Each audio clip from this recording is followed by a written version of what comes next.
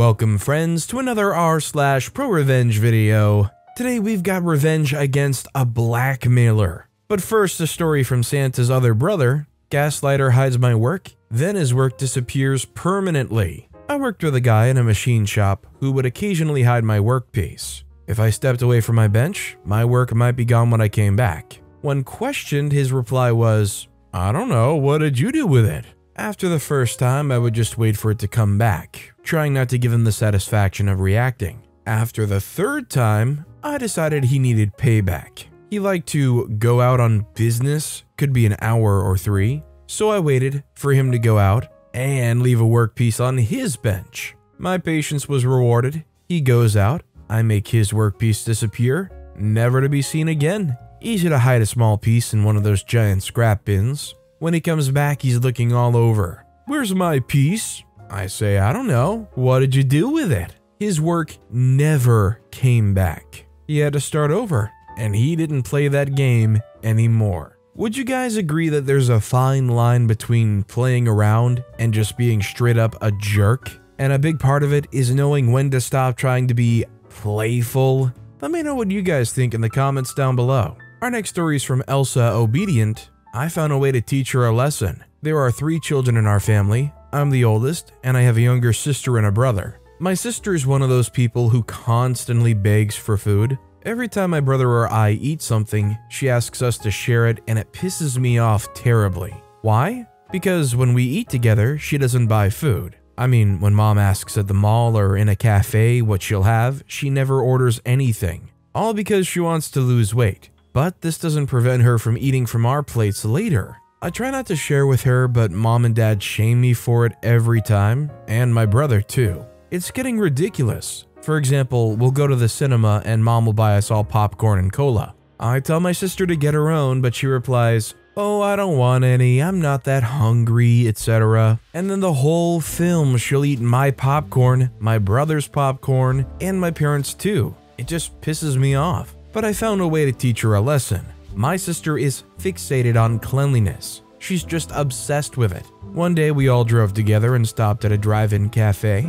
Everyone put in their order, of course, except for her. While my sister went to the toilet and we were all waiting for her, I licked the salt off every one of my French fries. When she finally came back, with the smell of the food and all that, of course, she began to ask just to try. This time with a sweet smile, I handed her my fries and told her that I didn't want them, so she could eat them. Naturally, she didn't refuse. Once she had eaten a decent amount, she said, "Strange fries. They're not salty at all." You should have seen her horrified face when I replied with a grin, "Of course, that's because I licked off all the salt." She doesn't ask me for food anymore. I'm not gonna lie, when it comes to siblings, the gross out tactic is a good way of kind of setting some boundaries. I've seen kids who lick their food so their siblings don't try to beg for them or try to steal from them. It's honestly a legitimate tactic. Our next story is from Mikhail Shiazu. Silent revenge on a blackmailer. Recently, my dad has, and is still ongoing, been blackmailed. My father is a medical delivery guy for rehabilitation rails. So people who had surgery or just old people who have problems with their arms or legs who can slowly train to regain their strength to move easier again. So he delivered one of those rails to one of his patients and parked his car for 5 minutes on the other side of the road. The rails already had been preset for the patient. Delivery was quick and easy. When he got back to his company van, he found a note and a payment slip of 250 euros saying, "Pay this or I will call my lawyer for you parking on my property." Keep in mind that this was a public road where he parked, and nowhere was any sign of anyone owning anything. Clearly the guy preps payment slips for unfortunate people who park anywhere near there. He discarded the slip because he just thought the dude's a nutcase and cracked on with his work. When he got back to the company, his boss had already received an email by Mr. Nutcase saying, "Recently, one of your employees delivered something to my favorite neighbor. Since he was parked partially on my property, public road by the way, I've left him a payment slip of 250 euros on his windshield. I'm upping this to 500 euros. Pay it immediately to avoid me going to my lawyer. You don't want to know what happens if I do." My dad got in mad trouble with his boss. His boss isn't the smartest person. I know them because I'm their sysadmin, as I am for other companies. I saw the mail because my dad took a picture of it and brought it home. Unfortunately, I got the blackmailer's email address, and out of anger, I signed him up for several newsletters about erectile dysfunction, several other diseases, uncontrollable diarrhea, how to make money quick, adult gay entertainment sites, regular adult entertainment sites, mental disability, anger management, anything you could think of. I've never done something like this, but I also kinda don't regret doing this. It's honestly a pretty low level, but probably pretty decent level of annoyance. This definitely isn't like exposing this dude for trying to scam money and getting them slapped with some fines or legal repercussions or anything, but at least you know that they'll have to sort 20 plus emails of random BS that they don't want. Our next story is from Suddenly I Am Me.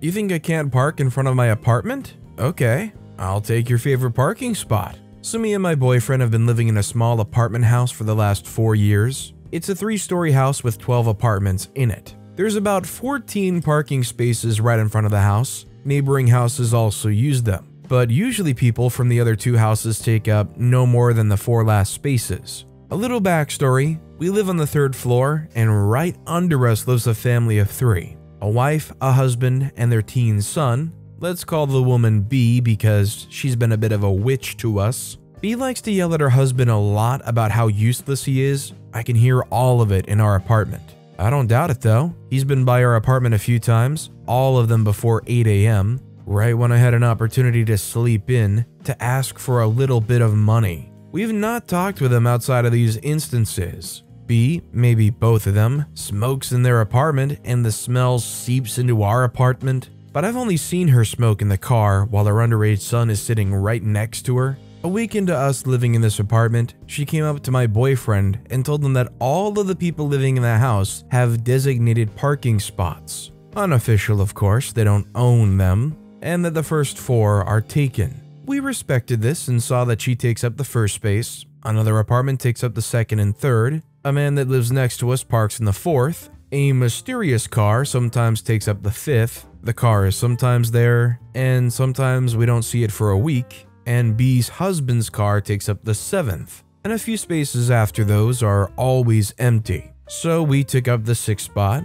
It looked like no one else was parking there. No problems for some time. Until one evening when my boyfriend comes back home with some food and sees that miraculously every spot in the parking lot is taken except for the first one. Of course, he parks there. As soon as he parks, B's husband also comes home. He comes up to my boyfriend and tells him that B's coming home in a few moments, and my boyfriend has to park somewhere else. Boyfriend's hungry, doesn't want to fight, just wants to eat, so he parks somewhere else. We're angry about this situation, but do nothing. I rarely park in the first spot, only if no other space is free, but no one says anything. Now to nowadays, we sold our car on October 2021. In June 2022, B buys another car for herself and starts parking it in the 5th space. So now their family has 3 cars and they're taking up the 1st, 5th, and 7th spaces. We bought a new car in July and keep parking it in the 6th spot for a month. Yesterday, B comes up to my boyfriend and asks him if we're new here and says to him that he cannot park in the 6th spot. She says that the people that live here have each their own spots. Sound familiar? Boyfriend tells her that we've been living here for 4 years and up to now we've been parking in this spot. She says that he has to park further away. Boyfriend's not happy and says that she doesn't own any of the spaces. She says that she's been living in the house for 20 years. Boyfriend asks her if she can move her old car further away because it's not being used and just takes up space. She's not happy with him not following her demands and leaves. Now to the revenge. I know around which times she leaves in her car. I had a few month-long vacation in winter and noticed that. Also, we just left on our 2-week-long vacation today. She wasn't home at the moment when we were leaving, and I parked my car in her spot. Guess she'll have to walk a few more steps more than usual for 2 weeks. Honestly, I love this revenge because I hate somebody that tries to lay claim to something that they don't really have any right to claim. But does anybody else feel like if they were in OP's shoes that they would be worried that they would somehow have their car towed away or vandalized in some way? Like coming back from a 2-week vacation to find out the car got keyed. I feel like with some inevitable "I've been here for 20 years" witch like that, you're gonna have some kind of revenge to your revenge. By the way, if you're enjoying these stories, make sure to hit those like and subscribe buttons down below so you never miss any of my daily videos. Our next story is from Too Sexy for My Boots, How I Got Out of the Way. About 3 years ago, I was a baby driver, permit holder but pre-license, crawling around with my older sister supervising from the shotgun seat of her beat-up Subaru. Student driver magnets were firmly in place. So I was driving on a windy, lonesome Montana road and maybe my 4th or 5th time behind the wheel, going like 42 and a 40, nervous as heck, when some jerk in a Dodge Challenger pulls onto the road and starts tailgating me. Now, one of the first things they tell you in driver's ed is not to engage with Dodge Challenger drivers. So I tried to ignore him and kept going my speed. Mr. Dodge didn't care for that crap at all and pulled up somehow even closer. I'm a bit of an idiot myself and couldn't resist the temptation to slow up a hair down to the speed limit. Mr. Dodge leaned on the horn at a teenager with student driver stickers going the speed limit. My sis said, "Screw this guy." I use Waze, which tells you if there's a cop in your path. Now, it's based on user reports, so sometimes the cop is gone, but our Waze showed one like 6 or so miles ahead. And so our plan began. For 5.5 miles, I continued at exactly the speed limit. As Mr. Dodge swerved behind me, honking intermittently, at 5.5 miles, I pulled onto the shoulder. Mr. Dodge roared past me immediately, going at least 60 miles per hour. My sister and I held our breaths? Sure enough, immediate sirens as the cop that Waze promised zipped after him. A minute later, we cruised by at a clean 25 to see his butt getting ticketed. You see, I slowed down a bit to make sure that Mr. Dodge could see my sis flipping him off from the passenger side. Now, admittedly, I'm not a car guy, but I know that a Dodge Challenger is a pretty infamous vehicle. Is that a type of car that they would name specifically to not engage with? Like, obviously somebody's driving with a lot of muscle driving around with a Dodge Challenger, but is that like a meta? Is that a common thing? Don't engage with a Dodge Challenger? Listen, kids, just don't do it. It's like crack. You just don't mess with it. Our next story is from Lavishness IC5320, Upstairs Neighbor. I feel like I have steam coming from my ears currently because my upstairs neighbor is such an idiot. We have quiet hours here in my apartments. I'm on the ground floor and he's on the second floor. Our quiet hours are from 10 p.m. to 8 a.m. He seems to turn the same exact song on at 10 p.m. and play it until 3 a.m. almost every night for over a month and a half now. I can't sleep. It's hurting my head and I'm way too irritated to sleep now. I've complained to the leasing office multiple times because this is ridiculous and they do nothing. So this comes to where we're at now. This afternoon while doing laundry, I noticed something to do with my dishwasher draining now makes my pipes in the ceiling clank repetitively for almost 30 minutes straight. So here we are at 12:31 in the morning, he's blasting his music, bass boosted and everything, shaking my apartment, decor, and mind. The layout of my apartment complex has the same layout for both floors, so I know his bedroom is right where the pipes make noise. I'll be staying up and waiting anxiously to do some laundry shortly after I hear his music turn off. I ain't get no sleep because of y'all.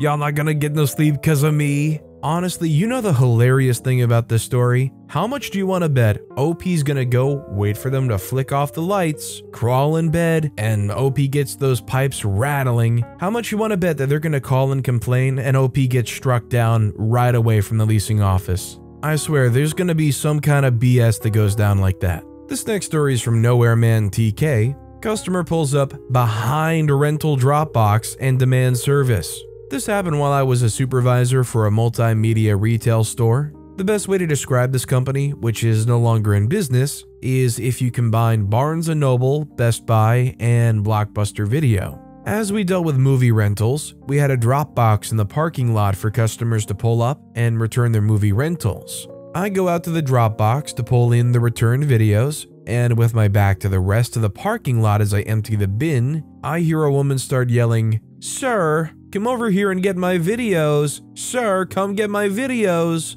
I take a deep breath and ignore her. She yells again for me to come and get her videos, and I ignore her again. It's one thing to pull up to the drop box while it's being emptied and ask the employee if you should hand it to them, but it's a new level of lazy to park several parking spaces behind the drop box and yell for someone to help you. After ignoring her, I hear a car door slam and some clip-clop footsteps come up behind me. Out of the corner of my eye, I see her slam her videos into the basket I have on top of the bin and just stand there looking at me. I stand up, act startled to see her there, then look in the bin, look back at her, and use the American Sign Language sign for thank you and say, "Oh, thank you," in a stereotypical deaf accent. She looks at me horrified, says, "You're welcome," and quietly walks back to her car. Biting my lips so I don't burst out laughing, I go back into the store and immediately tell the store manager,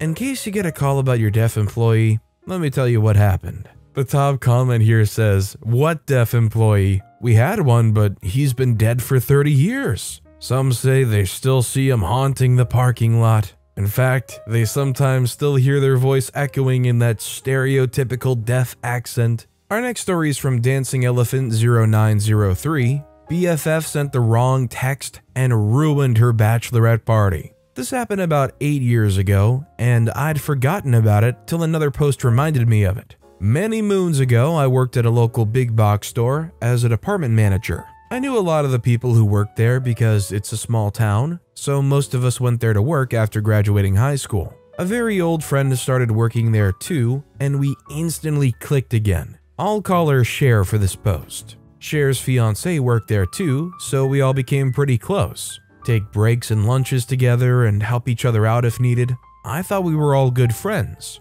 Little did I know that was not the case. After a while, Cher's actively planning out her wedding. The bachelorette party comes up, and she wants to go to Atlantic City for the weekend. I thought that was a great idea, and I'd never been there before. I offered to book the room in a nice hotel, Trump, now the Hard Rock. So the next day I booked it and told her it was all set up. Now, during this time, my ex-husband and I were having some issues. I would talk to her about it because I thought I could trust her. Barely a week after I made the reservations, I received a text from her that wasn't meant for me. I don't remember the exact words, but she basically called me pathetic and annoying and used my name in that text. She was referring to my marital problems. I sat for a moment and responded that I think she meant to text that to someone else. She made some lame excuse about autocorrect or something. I knew it was BS. Fast forward about a month, the bachelorette party's almost here. Everyone is so excited to spend the weekend in a nice hotel on my dime. I was excited too, but for a different reason. You see, after I got that text, I canceled the reservations and didn't mention it. I waited until it was too late for them to get another room. When I did drop the bomb, she was not impressed. I said something petty along the lines of, "An annoying, pathetic person is not paying for your stupid weekend. Freak off." They still went, but had to sneak into their fiancé's hotel room and fit 10 people in a double queen. They had a crap time, and I used the money to get a new tattoo that weekend instead. Money well spent. It's for the best that things happen the way they did. If I were OP, I would be grateful that they screwed up so bad as to send that text. Because imagine going along with this, paying for somebody that secretly thinks so little of you. Like to the point where they're going around behind your back texting other people calling you pathetic and annoying. At least OP was still able to make a good situation out of that and a lasting memory with their tattoo. This next story is from Mary UE, Snack Revenge. So me and my girlfriend got a friend staying with us for a night. We'd gone shopping for groceries the day before, and I got lucky and got to take home a packet of the best M&Ms, the peanut ones. Now, these are a rarity. Many times the place we shop at doesn't have them, so I was really excited for them. And we also got my girlfriend her favorite cookies. Well, when we were all hanging out, my girlfriend decided to ask our friend if she wanted to have some M&Ms that were in the fridge. Now, it's worth to note that these two already had ice cream and some donuts, so they definitely weren't lacking in snacks and sugary overdose. I felt betrayed and tried to avoid the situation by saying we already had too many sweets and we could eat something else later. but our friend insisted in getting them. They proceeded to violently devour my M&Ms in front of me mercilessly. I felt the need for revenge. So later that day, I was literally left with nothing left of my M&Ms to eat. I suggested to our guests to have my girlfriend's favorite cookies. Our friends proceeded then to devour those cookies in front of her as well. Helplessly, she watched them disappear one by one. Later on, when our friend had left, my girlfriend decided to go check the package of the sweet milk chocolate cookies, only to find them completely gone. Her devastated face completed my act of revenge. She called me petty, but it was worth it. I say that's justice considering this is a hard-to-get snack for wherever OP's at. I mean, you're a great host if you offer and feed your guests and give them treats and whatnot, but you don't have to go around giving your partner's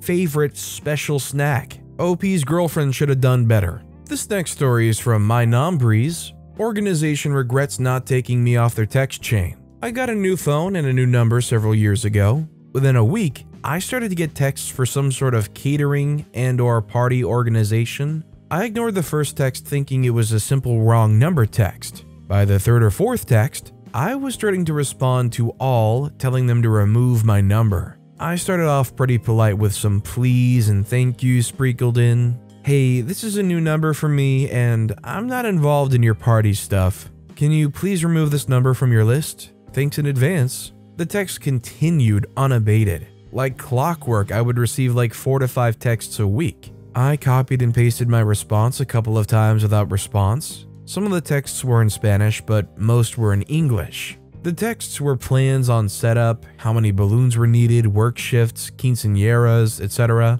Hablo un poco de español, so I started to repeat my requests in Spanish as well as in English. By week 3, I started blocking the numbers that were sending me texts, but the volume of texts only dropped off a little bit. It wasn't just a couple of people who were texting me. At that point, I went back and found close to 24 different numbers and new ones were popping up all the time. I'm pretty sure texting was an alternative form of communication when they couldn't use something else. I stopped being nice in my responses when we hit month 2. I started sending quite terse, all-cap texts before blocking that particular number, like below, "Stop texting me, I'm not in your group, freaking remove my number," as well as the exact same in Spanish. Gradually, the text started to slow a little bit in volume, but I was still getting like 1 to 3 a week. And by now, I was pissed. I had had the new number for 6 to 8 weeks, and they were still texting me. I never got a response or acknowledgement before I started blocking numbers or from someone I hadn't blocked yet. I decided to go to war. I'd given them plenty of time to stop. I'd been very nice, but I was sick and tired of getting random texts about coolers or what have you at 6 a.m. on my days off. I googled and found the most vile, sickening bathroom images I could find. I'm a former army guy who deployed. I've seen some crap and even I was a little disturbed by the images I found and saved. I hope to God that it was some performance piece or used in a movie/TV show, but I didn't try to look them up. I had my images and now I just waited. A couple of days later, I got the inevitable text about some party. I texted them one picture and told them, "I've been getting texts from you all for almost 2 months now." I tried being nice and that got nowhere. I tried to get you all to remove my number, but I'm still getting texts from strangers talking about parties I don't care about. Every time I get a text about crap I don't care about, you will receive a crap text in response. Remove my number. 1 or 2 of the workers responded back about how disgusting I was for sending them that image. I was like, tough luck. If I'm not happy about texts I didn't want to receive, you folks will also be unhappy about texts you didn't want. Within 30 minutes, someone sent a group text to someone else asking them to remove my number because I was sending texts muy fea, very nasty. It was all in Spanish, but I understood it and responded in both Spanish and English. Thank you, that's all I wanted. You all could have saved yourself some mental scarring if you'd removed me months ago like I originally asked for. About half a dozen texts replied, telling them to remove them as well. I hope they were also successful, but I blocked every number I hadn't yet blocked. I never got a single text about organizing another stupid party. I eventually deleted the nasty folder I'd been storing those crap text images in. All I'm imagining is like, imagine they like show their disgust, but they still don't go ahead and remove OP. Like imagine if OP had to try to graduate from already where they were. I'm just imagining OP like sitting there with like Google Images open, just like, okay, what kind of even more mentally scarring imagery can I come up with here? And our final story of the day is from No Sugar Coatings. Is this not fun anymore? Group email gone wrong. Many years ago, I, female, was dating someone, male, that hurt me, humiliated me, and didn't stop to think how it could backfire on him. He pursued me, I liked him, we hit it off. Spent lots of time together, dinners, going out, many nights at his place, etc. We were dating, and everything seemed great. Well, sometime into dating, he hurt me. I discovered lies, secrets, other women. He was also really mean and hurtful to me when I found this out, etc. I realized it was all lies and games to him. I was sincerely heartbroken and disappointed in him. As my last communication to him, I decided to email him instead of speaking to him over the phone. I went through the disappointment I had in him, wasting my time and emotions, etc., my closure with him. Well, I started getting notices in my email account, and at first I thought they were spam, not bothering to see what the emails were in regards to. I finally take a look to see what's going on, and my heart drops and I gasp. He had forwarded my email to all of his friends. A group of male and female friends, couples, singles, lifetime group of friends, best of friends. They're going back and forth, laughing at me, mocking me, calling me pathetic, saying I deserve the pain for being stupid, trusting him. It just went on, and I was included in all the replies. It was horrible. I cried for a minute until I realized something. I realized I had in possession the red flags I had ignored. It hit me at that moment, all the things he had said about his group of friends, all the stories I had heard, all the secrets I knew. That's right, I gathered myself, poured a nice drink, laughed and said, "It's on." I replied to the group email saying, "I'm glad you guys have found my hurt entertaining, my personal life not respected, your friends' behavior acceptable. My expressing myself to him and how things ended is not shameful. What he did with my email and me is shameful. But since you guys enjoy this type of entertainment, I figured why not join in on the fun?" I went through the whole list of friends. So-and-so, you're not included in any activities and invites because they think your wife emasculated you and she's cut your balls off and no one respects you anymore. Also to his wife, no one likes you. They think you're stuck up and laugh at you because that rock you flaunt is glass, not a real diamond or any other real stone. For the one that says I deserve to be treated this way and hurt, aren't you the one that just had her violent, abusive boyfriend destroy your whole apartment for the what time in a row already? Didn't you go crying to your friends about it? I guess you must have deserved it as well, huh? And just so you know, everyone thinks you're an idiot too for being with the guy that treated you that way. Welcome to the club. I went through the list and revealed everything, every secret, everything they thought and said about each other, etc. Everything they didn't know and didn't want others to know. I ended it with, "Wow, this was fun. I'm glad we did this. I feel so much better now. And if anyone is hurt, upset, feels violated, humiliated, angry, don't bother emailing me. Talk to your little friend that thought this was a great idea. And also remember, you guys thought it was a great idea and fun as well." The silence after that was the sweetest sound ever. Months after that, he messaged me, tried apologizing, told me all his friends dropped him, he had nowhere to stay and asked if he could sleep on my couch. Nope. He tried reaching out a few times throughout the years, trying to make amends, explaining that he lost everyone after that. That group of lifelong friends was done. He had his own place, work, etc., but he was alone. It doesn't surprise me that people who are going around blatantly making fun of somebody for trying to express their feelings to get closure in a relationship over an email, that they all had their own skeletons in their closets. Their whole entire friend group was a house of cards. A very, very flimsy one at that. But with that being said, that's all the time we have for today. If you want to hear another revenge story that was way crazier than any of the ones in this video, click on that left video. Or if you missed my latest video, check out the one on the right. That said, I'll see you all next time with some more stories.